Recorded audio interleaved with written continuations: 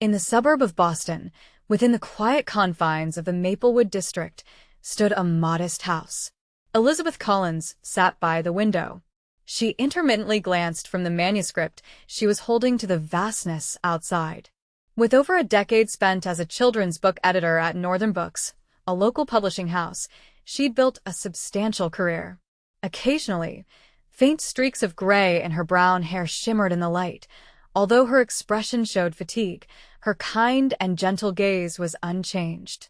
"Richard," she called from the living room, "when will you be home today?" "I think around 7, answered her husband, consumed by his breakfast. "I have an important meeting today."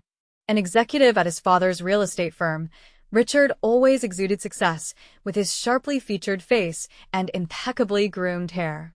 Richard and Elizabeth met during their college years in a literature club.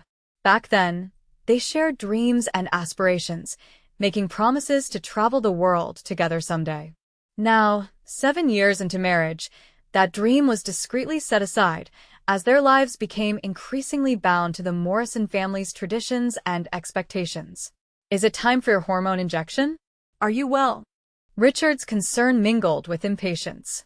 Wanting children since the onset of their marriage, yet unfortunate in their attempts, they began fertility treatments 3 years prior. The doctor mentioned unexplained infertility as a possible hindrance. Elizabeth smiled while assuring, "I'm fine. I'm used to it," though her gaze remained distant. The Morrison family, distinguished in the local community, was led by Richard's father, Harold, a stern man with salt and pepper hair and ever-present wrinkles marking his brows. As the founder of Morrison Real Estate, he held considerable sway in Boston's real estate industry. Grace Morrison, Richard's mother, commanded respect in local society, hosting charity events in her role as Mrs. Morrison. Yet, beneath her polished exterior lurked a judgmental nature and hard words. Richard's sister, Victoria, renowned as the Iron Lady, excelled as the sales director at their father's company. Meanwhile, his younger brother, Bradley, served as an internist at the local hospital, and notably, he was the only one who treated Elizabeth kindly. For Elizabeth, assimilating into the Morrison household proved challenging, as Grace and Victoria's barbs and indirect critiques continually pierced her. Grace often diminished Elizabeth's career at social events, saying, "Beth works locally at a small publishing house, but she'll focus more on family eventually." Once, Elizabeth overheard Grace on a phone call, questioning Elizabeth's suitability for the Morrison family. Elizabeth was raised by her grandmother after losing both her mother at a young age and her father, a high school English teacher. For the Morrisons, this background didn't suffice. Victoria habitually belittled Elizabeth's role as an editor during family gatherings, asking with a seemingly pleasant expression, "Do jobs like yours even come with pay raises?"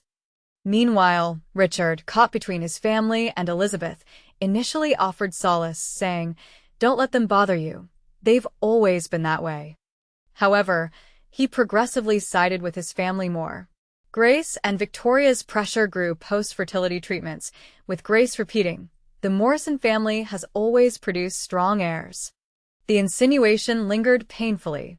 Victoria, having 2 children already and managing the company, often flaunted her success before Elizabeth. Elizabeth confided in Richard about her frustrations, yet his responses chilled over time. "Mother and the others care about the family's future," or "Victoria might say it that way, but it's harmless." He constantly shielded his family. Today, too, Elizabeth sat alone, scanning a manuscript, awaiting the moment for her fertility injection. Outside, the early autumn breeze swayed the trees gently, with distant children's laughter echoing in the air, leaving an unsettling feeling in her heart. On Elizabeth's birthday morning, Richard gifted her a small box before rushing off to work. Gently kissing her cheek, he said, "Happy birthday. Let's celebrate properly tonight." While editing on the sofa, the phone rang abruptly. Seeing Grace's name, Elizabeth hesitated but answered promptly. "Happy birthday, Elizabeth." Grace's voice gleamed. "Since it's your special day, let's celebrate together tonight. Join us at Chateau Bloom at 7 with the family." Elizabeth was left utterly speechless. Chateau Bloom, one of Boston's most exclusive French restaurants, charged as much for a dish as Elizabeth's daily salary. Grace had never done something so lavish to celebrate her birthday before. "Oh, thank you, Grace," Elizabeth began, but Grace cut her off. "Don't be modest, we're family." Grace continued, "I've arranged for Richard to take care of other matters, so please be at the restaurant at 7 o'clock sharp."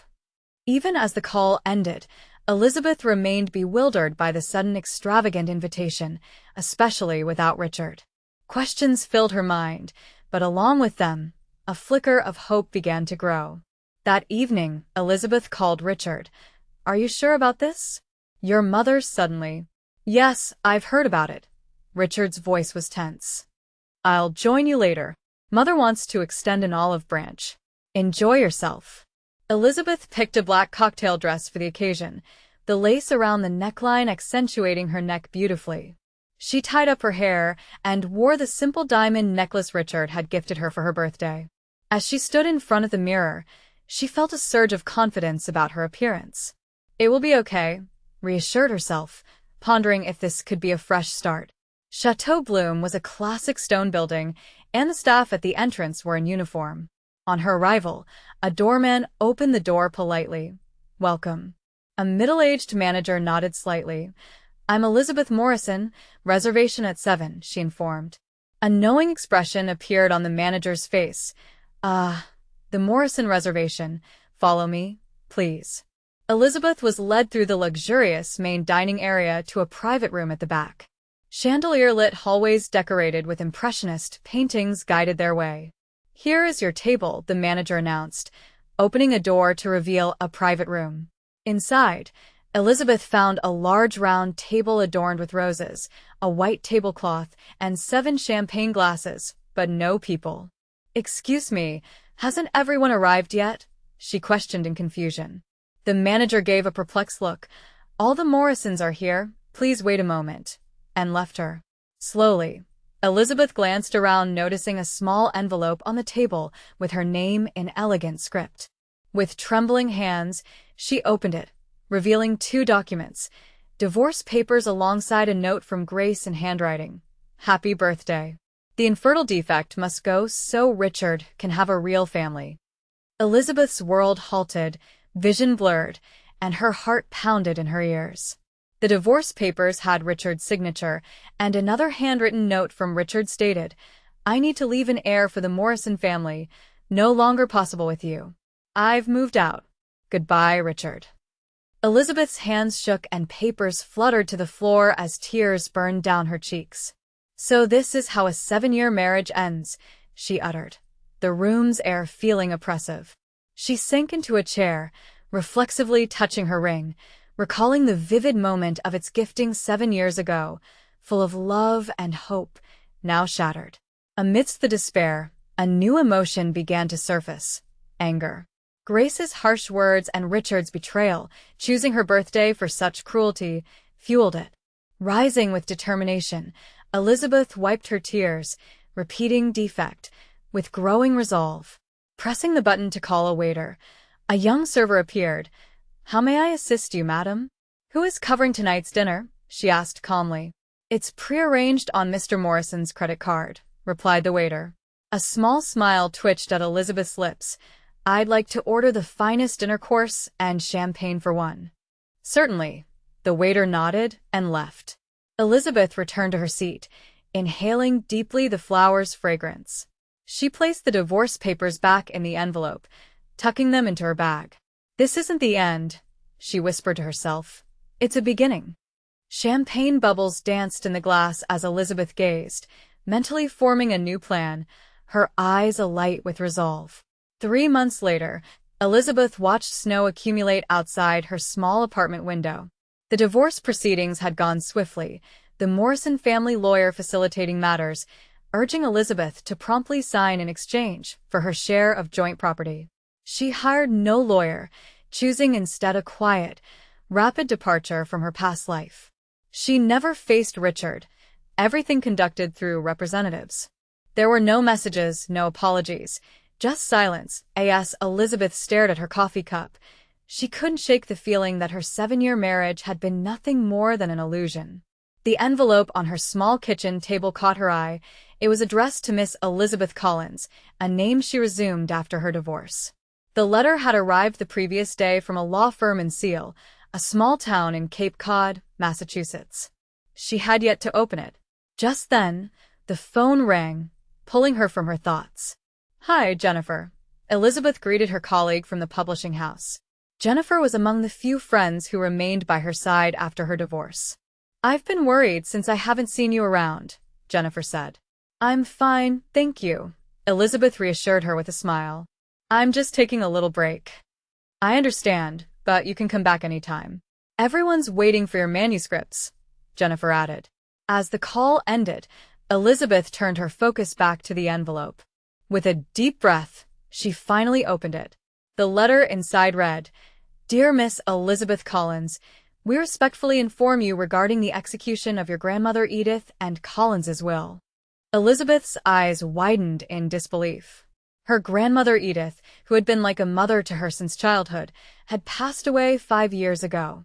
At that time, Elizabeth believed her only inheritance was a small savings account and personal items. However, this letter revealed that Edith had accumulated secret investments over her lifetime. These assets had grown into a substantial fortune, and Edith had named Elizabeth, her sole grandchild, as the heir. Edith's assets, amounting to approximately $8 million, were to be transferred to Elizabeth through a trust fund. Edith's instructions also stipulated that this information remain undisclosed until Elizabeth turned 35. Dropping the letter, Elizabeth slumped into her chair. $8 million. Could this be real? Yet, the attached documents and the lawyer's signature appeared genuine. The following day, Elizabeth traveled to Cape Cod to meet with the lawyer, Jonathan Pfizer. The kindly middle-aged man, with gray hair, confirmed everything. Edith was a wise woman, Jonathan said. She invested prudently from a young age and was incredibly talented, but she valued a modest life and never flaunted her wealth. "But why didn't she tell me?" Elizabeth inquired. "When I got married, when I pursued my education," Jonathan replied. "Edith wanted you to forge your own path in life. She specifically included the condition of waiting until you turned 35, so the inheritance wouldn't affect your marriage." Elizabeth was consumed by a mix of emotions. If she had known about this inheritance earlier, would her relationship with the Morrison family have been different? Would Grace have still looked down on her for her inadequate background? Would Richard have still left her? No, she assured herself. Money wouldn't have changed their fundamental nature. She confided in Jonathan about her recent experiences, the divorce, the Morrison family's treatment, and her current situation. Jonathan listened attentively and said, "Elizabeth, you have a remarkable opportunity to refresh your life. Edith wanted nothing more than your happiness."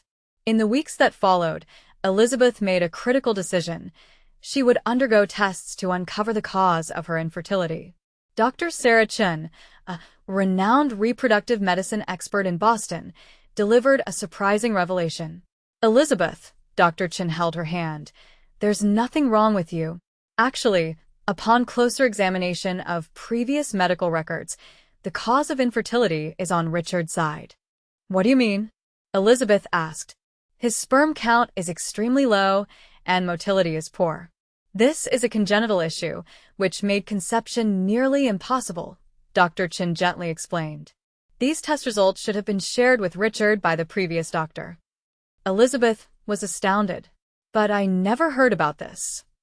"Unfortunately, male infertility can be difficult for the individual to accept," Dr. Chen said, "especially in families that highly value lineage. Richard had known, and so had his family, yet they treated her as the one with the defect, preserving Morrison family pride." Knowing this truth sparked a profound change within Elizabeth. It wasn't sorrow or rage, but a quiet liberation. She no longer carried blame. By spring, Elizabeth resolved to pursue a long-held dream, opening a children's bookstore. She rented the first floor of an old stone building in Boston's Beacon Hill district and named it Edith's Bookshelf, honoring her grandmother, which seemed to infuse her with strength. The bookstore's soft opening was intimate, but her contacts in the publishing industry brought local authors. A reading nook for children, a cozy area with comfortable sofas and shelves of carefully curated children's books, Elizabeth felt she'd finally found her place. One evening, reading the business section of the local newspaper, Elizabeth noticed news that Morrison Real Estate faced a management crisis, a result of the now-cooled real estate market. The COVID pandemic had severely impacted many, and Harold found himself in significant debt due to a failed major project, along with some unsuccessful investments, leading the company toward financial troubles. Richard was mentioned in the same article. He had lost his role in his father's company and was searching for new job opportunities. Rumors suggested he intended to remarry a young socialite after his divorce, but the Morrison family's financial decline thwarted those plans.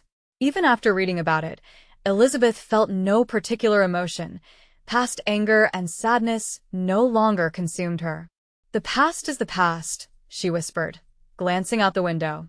Elizabeth was amidst a group of children in the reading nook of Edith's bookstore. It had been a year since the store opened, and weekend reading events had become a cherished local tradition. As the children eagerly applauded, Elizabeth closed the book. Her bookstore had transformed beyond just a business into a community center, hosting diverse events like readings by local authors, parent-child workshops, and special educational seminars. "That was a wonderful reading," remarked a calm male voice. Turning around, Elizabeth saw a sophisticated middle-aged man with graying hair and a gentle smile, holding several children's science books. "Thank you," Elizabeth responded kindly. "How can I assist you?" "I'm looking for books for my nephew," the man explained, highlighting the books. "He's fascinated with science, especially space." "That's a wonderful interest," Elizabeth remarked. "I have more carefully selected books over here," guiding him to a bookshelf. As they discussed children's science books, their conversation broadened. The man introduced himself as Michael Adams, a cardiac surgeon from Boston General Hospital. He shared, "I've been considering writing a medical book, but I'm unsure how to make complex medical concepts accessible to the general public." "That's an incredible idea." Elizabeth's eyes sparkled. "I have experience in editing, so perhaps I could help." From that day, Michael became a regular visitor at the bookstore. Their discussions evolved from book recommendations and consulting on his medical writing project to more personal topics. Elizabeth admired Michael's intelligence and kindness, while Michael was drawn to her resilience and compassion. When Elizabeth revealed her divorce, Michael listened without judgment and said, "You are a remarkable person for overcoming such an experience and now doing work that enriches others' lives." As their relationship deepened, an unexpected visitor arrived while Elizabeth was checking accounts in her store's office. A knock at the door broke her focus. "Come in," Elizabeth called out. It was Richard. Gone was his confidence. He appeared tired and had visibly aged, with dark circles under his eyes. "Elizabeth," he hesitated, standing awkwardly. "Will you hear me out?" Elizabeth felt a fleeting stirring in her chest, but quickly steadied herself. "What do you want?" she asked calmly. "I was wrong," Richard confessed, entering the room and shutting the door. "I want to sincerely apologize for your birthday night. I let my mother and Victoria manipulate me." Elizabeth listened silently. Her former husband showed shame and regret, emotions unfamiliar to her. "We're nearing bankruptcy." Richard's voice dropped. "Father's taken to alcohol, friends have abandoned mother, and Victoria's moved to a small Chicago firm. We've lost everything." "Actually, our inability to have a child was my fault," Richard admitted, lowering his eyes. "It was medically confirmed by Bradley, but mother called it a family disgrace and ordered me to conceal it." Elizabeth's heart swirled with mixed emotions, anger, sadness, and a bittersweet relief, but her face remained stoic. "I once blamed you, made it your fault." Richard's voice shook. "I'm truly sorry." "I see now you were an amazing wife, the best I threw away for our family's misguided pride." As Richard continued, Elizabeth's phone rang. "Excuse me," she said, answering it. "Jessica, what is it?" "It's from Mrs. Morrison," came her secretary's tense voice. "Her son Bradley's been hospitalized urgently. She insists on speaking with you." Upon hanging up, Elizabeth's face tightened with concern. "Bradley's hospitalized," she informed, watching Richard's complexion pale. "What happened?" Together, they hurried to Massachusetts General Hospital. In the intensive care unit, Bradley lay, pale and weary. His side was Grace, looking equally worn. "Elizabeth, you came." Her voice, once full of dignity, now fragile. Tests had revealed Bradley's hereditary kidney disease requiring dialysis. A transplant was ideal, but no family members were suitable donors. This kidney condition was hereditary in the Morrison family, with Richard also at risk. "We've all been tested," Grace murmured, clutching a handkerchief, her hands trembling. Elizabeth stood outside the hospital room, peering through the glass at Bradley, the only member of the Morrison family who had shown her kindness before. "How is he?" Elizabeth inquired of the doctor.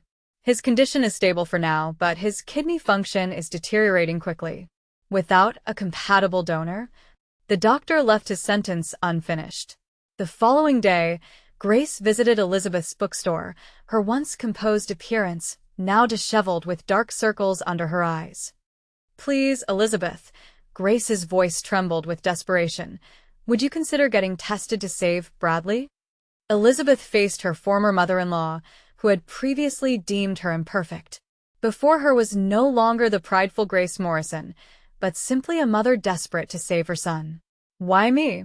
Elizabeth asked softly. Grace, her eyes downcast, replied, "You have always shown compassion, and we have no one else."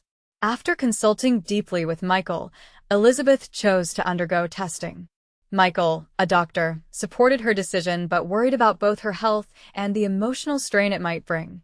"This is no small decision," Michael cautioned, holding her hand.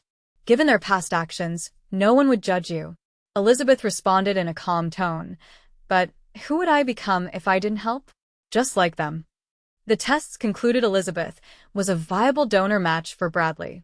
She could donate a part of her kidney. Visiting Bradley's hospital room the day prior to the surgery, she was greeted with a weak smile. "Why are you doing this for me?" Bradley whispered. "It's not about forgiveness," Elizabeth replied sincerely. "I just want to do what's right as a person." On the morning of the procedure, Elizabeth quietly informed Grace, "This isn't for you or your family. I'm doing what I believe is right as a human being, and this is my last gift." The surgery went smoothly, allowing Bradley to begin his recovery. Elizabeth's compassionate act was covered by the local newspaper, boosting her reputation, but for Elizabeth, it symbolized a reconciliation with her past. She had acted according to her conscience and embraced a new life. 2 years passed during which Michael was unwavering in his support of Elizabeth's recovery. His medical expertise combined with patience and kindness fortified their bond. "Ready yet?" Michael peeked in through the living room door. "Just a minute." Elizabeth, in front of the mirror, adjusted her pearl earrings, a look of contentment on her face. A year earlier, Elizabeth and Michael celebrated their wedding in an intimate church ceremony surrounded by friends from the publishing world, bookstore clients, and Michael's family. Elizabeth wore an exquisite ivory gown, simple yet elegant, with a bouquet from her hometown flowers. Post-wedding, they renovated Elizabeth's home into a bright and welcoming space, while also creating a support group for couples facing infertility. Their initiative used Elizabeth's experience and Michael's medical expertise to offer hope to many.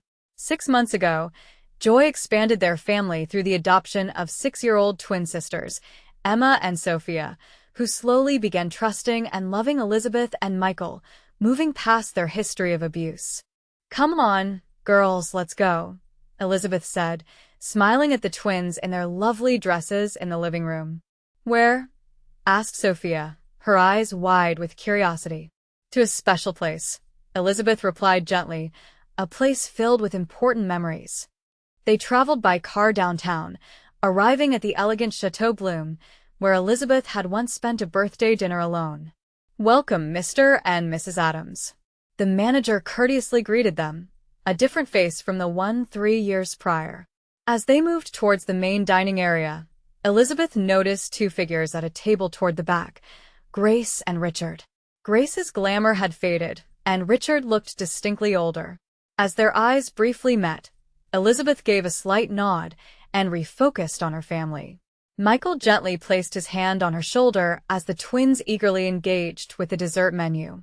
At that time, I thought everything had ended, Elizabeth whispered to Michael, but it was actually the start of my real life.